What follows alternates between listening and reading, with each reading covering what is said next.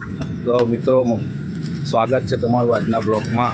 અને આપણે આવી ગયા હતા ન્યૂ મણિનગર જામફળવાડી અર્બન સેન્ટરની અંદર. આપણે થોડુંક કામ હતું તો એ કામ બતાવીશું. મિત્રો આપણે આવી ગયા છે રામોલ જામફળવાડી અને આપણા ભાઈ ઢોસા બનાવે છે. તો આપણે આ ઢોસા ટેસ્ટ કરીશું કેવા બનાવે છે. લાઈવ ઢોસા છે અને ઢોસાની પ્રાઇસ છે ખાલી 20 રૂપિયા. મિત્રો આપણો ઢોસો બનીને રેડી થઈ ગયો છે. તો હવે આપણે ઢોસો ટેસ્ટ કરીશું. પેપર ઢોસો બીજો બનાવવા માટે આપી દીધો છે અને પહેલાં આપણે જે ઢોસો ખાધો તો હવે આપણે પેપર ઢોસો ટ્રાય કરીશું.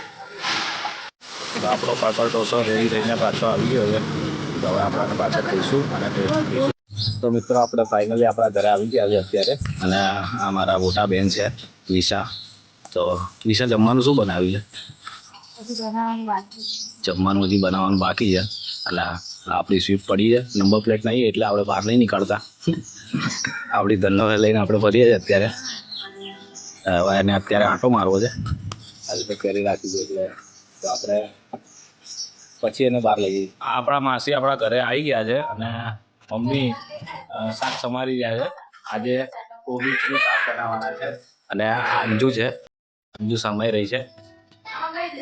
તો બે જણા ઝઘડી રહ્યા છે. શું થયું ભાઈ? શું થયું? શું થયું? કેમ ભાઈ તું સાયકલ ચલાવે? ચલાય એની સાયકલ આ ચલાવે છે એટલે ફરિયાદ કરવા આવ્યો છે. તમે જોઈ શકો 5:45 થઈ ગયા છે. મમ્મીએ ચા બનાવી છે માટે. તો આપણે ચા પીશું. તો મમ્મી ચા લઈને આવ્યા છે આપણા માટે. તો હવે આપણે ચા પીશું અને રકાબી આખી ભરી દીધી છે મમ્મીએ.